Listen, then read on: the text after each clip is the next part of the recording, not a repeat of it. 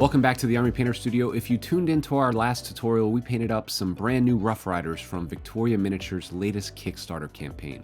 In that video, we showed you how to get your cavalry tabletop ready fast using speed paints, and then how to take them to Tabletop Plus level with some additional highlights on top.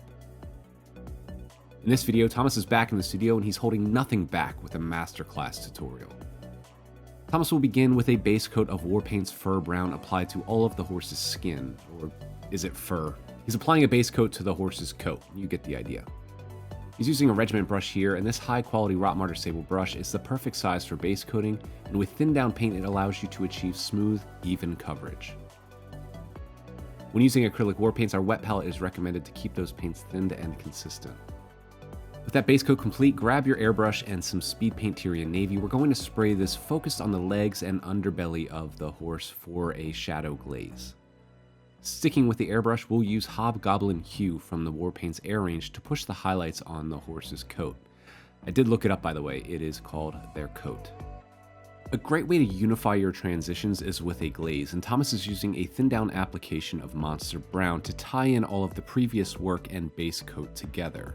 It's important when applying a glaze to focus on just tinting the model and apply it smoothly so as not to leave any streaks. You can reinforce some of the shading that you did with the airbrush by mixing in some Monster Brown and Deep Blue from the Warpaint's range, and you're going to glaze that into the shadows. Similarly, to reinforce the highlights, use some of your Fur Brown on your palette mixed with a highlight color. In this case, Thomas is using Skeleton Bone to push the contrast on the raised areas like the musculature on this horse. This also adds some nice texture to the coat, which gives it a realistic appearance. Thomas is working in very thin down layers, which allows more control while building up those highlights and also helps to achieve super smooth transitions. He's gone ahead and grabbed one of his all-time favorite war paints, Crusted Sore. He's again thinned it down to apply a glaze to slightly adjust the hue of the horse's coat. This deep red helps to unify the browns and blues. We'll repeat this process by adding a touch of pure red to the mix. When painting at a level such as this, it's not often a regimented process, but a layered process, building up tone, pitch, hue, and shade, and then tweaking them as you go. If it seems a bit chaotic, it is. It's like jazz music. Thomas is just painting with the flow. To paint the armor, Thomas applied an even coat of Desert Yellow. One coat over the matte white color primer will do the trick, but take your time and apply this as smooth as you can.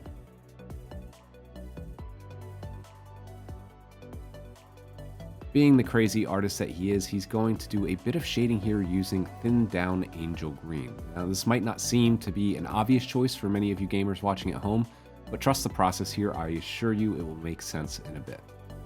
For those at home that aren't as confident with your brush skills just yet, you could substitute Quick Shade Green Wash, which will flow a bit easier into the recesses.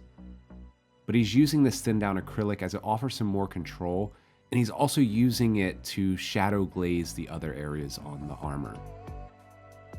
Once that glazing has dried, he'll use Moondust to begin the highlighting process. A Wargamer detail brush is perfect for these fine details. Some of the highlighting is blending, but also picking out the more defined details before the next step. He'll come back and touch up these highlights once again in a bit. Now, similar to the glazing that we did on the horse, Thomas is applying an orange glaze with Phoenix Flames. This will help to tie the yellow and the greens back together for a very nice, vibrant yellow tone. He will apply this to most of the armor and reinforce some areas of interest to help make that yellow color really pop. Alright, to speed some things up here, check out this graphic which illustrates the colors and brushes used for the mane and tail. A simple base coat of black, highlight of deep blue, and then a fine detailed highlight of wolf gray. That's it. We'll repeat these layered techniques in a similar fashion on the clothing with Angel Green, Green Skin, and Kraken Skin from the Warpaint's range. For the leather saddle, straps, harnesses, and other details, use a base coat of Oak Brown and a chunky highlight of Desert Yellow, and just finish it off with a fine highlight of Brain Matter Beige. We'll showcase more of this in depth later in the tutorial, but Thomas executed what is possibly the most simple non-metallic metal I've ever seen, with a simple base coat of wolf gray to all of the metal areas, a wash of strong tone, then a highlight focused on the upper areas of these details where the light from above would reflect. All right, let's jump back in, and as you can see, we're jumping around a bit, but we wanted to focus on the next piece of the saddle blanket or saddle pad. I did look that one up too. He's starting with a thin down application of Brain Matter Beige. Be as neat as you can here, and you may want to apply a second coat to get maximum opacity. We'll also use this to base coat the shamag or scarf that the Mini is wearing. We'll again shade the areas with strong tone wash. This is a staple for most miniature painters out there. And while that wash is drying, Thomas is going to use this time to base coat the lance with matte black. He's going to jump back to the cloth with a simple highlight of Brain Matter Beige to brighten it up again. But he's focusing this on the raised areas, leaving the brown wash in the recesses to help exaggerate the detail of the miniature. He'll now apply a fine highlight, focusing matte white inside the areas he previously painted with Brain Matter Beige. We're going back to the lance. Thomas is going to show off a bit here. He has thinned down matte black on his wet palette, and he's going to apply this wash over the grenade tip and head of this lance.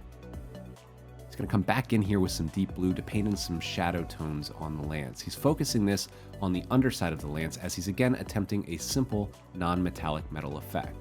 He's continuing with the deep blue on top of the shaft of the lance, and then he's going to glaze it into the details.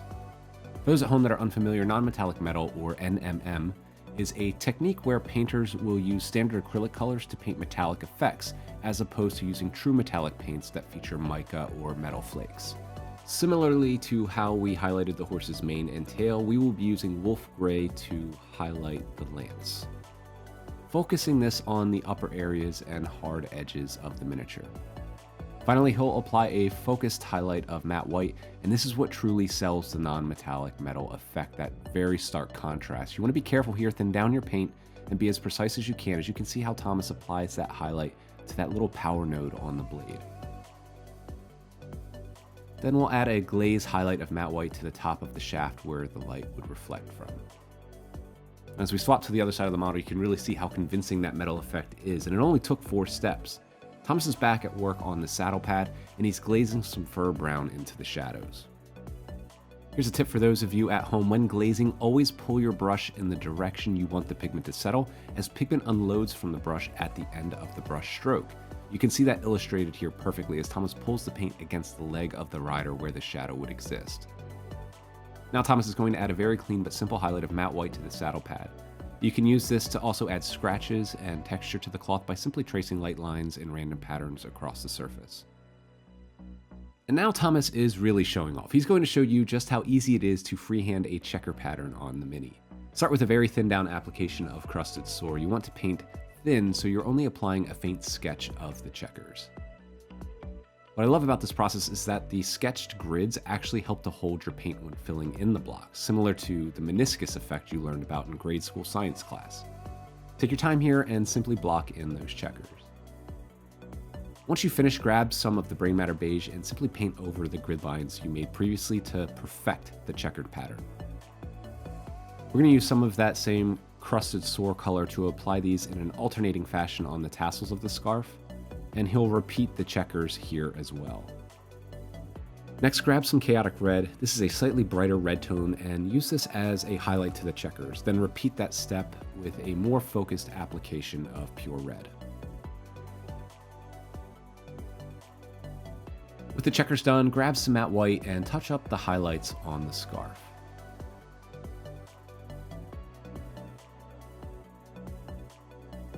We're going to paint the face of our rider using tan flesh. Thomas will apply a base coat to the face. Try your best not to get this color on the scarf that you just finished. With Barbarian Flesh, he will pick out the raised areas on the skin, leaving some of that base coat in the recesses and shadows. Thomas is going to apply a stubble effect with a mix of deep blue and mummy robes.